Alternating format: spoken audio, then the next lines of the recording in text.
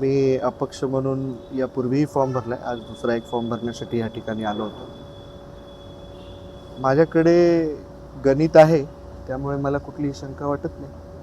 किती संख्याबळ आहे तुमच्याकडे? निवडून येण्यासाठी जेवढं लागतं तेवढं माझ्याकडे संख्याबळ आहे. 452 मतदार आहे. तुमच्याकडे किती संख्याबळ आहे? ते आज मी संख्या सांगणं हे उचित होणार नाही, पण निवडून येण्यासाठी जे काही गणित लागतं त्या गणितापेक्षा 10-20 माझ्याकडे आगाऊचीच आहे. पक्षाकडून का भरला?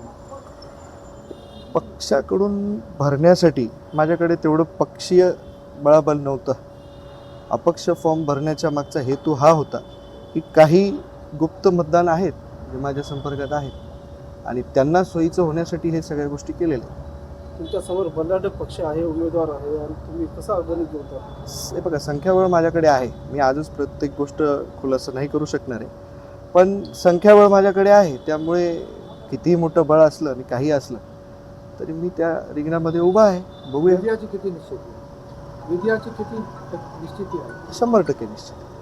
भारतीय जनता पार्टीचे उमेदवार जाहीर झाल्यानंतर भारतीय जनता पार्टीमध्ये मतभेद पाहायला मिळतात. त्यांच्यामध्ये घुसपूस चालू आहे. ते देखील आपल्याला मदत करतील असं वाटतं का? नाही, हे बघा, शेवटी प्रत्येक पक्षामध्ये ह्या गोष्टी चालू असतात. आता त्याचा कितपत मला फायदा होतो, त्यांना फायदा होतो, हे सगळं काही आता मतदानाच्या नंतरच लक्षात येईल आपल्याला. तुमच्या वडील तुमच्या संग आहेत का? माझे वडील माझ्यासोबत आहेत.